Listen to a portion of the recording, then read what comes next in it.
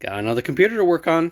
This right here is a Sony Vaio laptop from around 2013. Specifically, it is, come on, where is it? Looks like it is a SVE151J13L.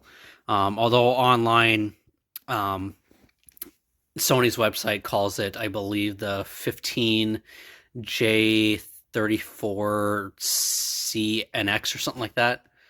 This will actually be the very first laptop that I've worked on this channel.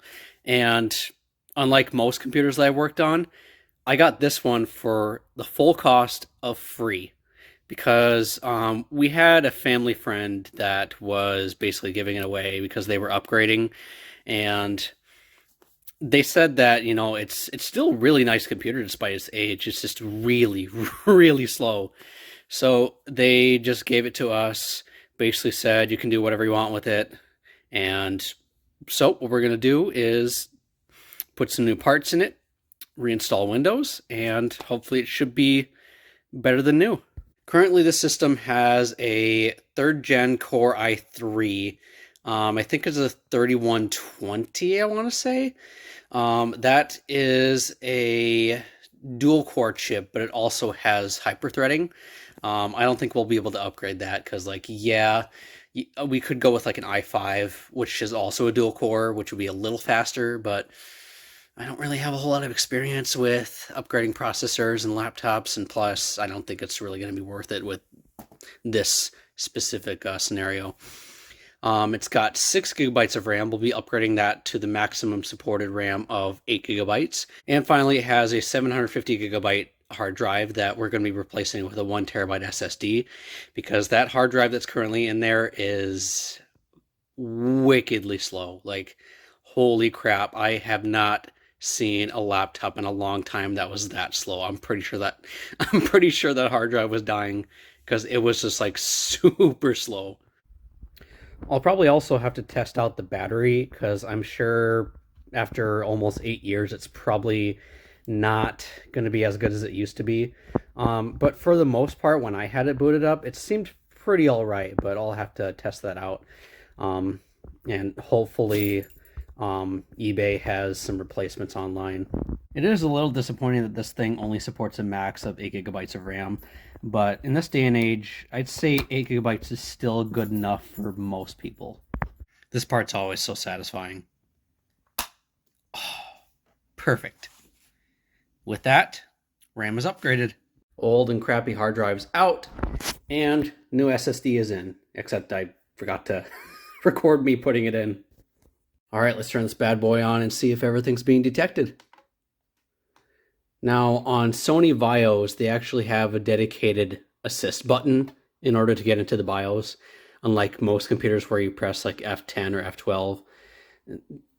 Sony Vaios, man, they're just really weird. All right, so start BIOS setup.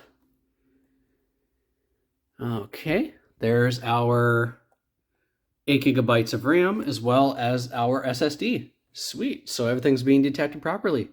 So it looks like we have a BIOS version of R0170D5, and then ME version 8.1.0.248. I have no idea what that means. And there's the actual like machine model number, like I was saying before. Let's see what else we... Looks like date and time is still pretty accurate, surprisingly. Let's see here. There's not really a whole lot with this BIOS. It's pretty basic. Okay, so we want our boot priority to be the internal drive first, then the external device, and then the internal optical drive, and then obviously network.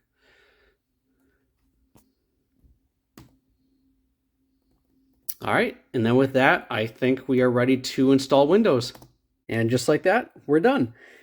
In terms of like tracking down drivers, Sony is by far the worst when it comes to that, because they are terrible when it comes to their Sony Vaio support.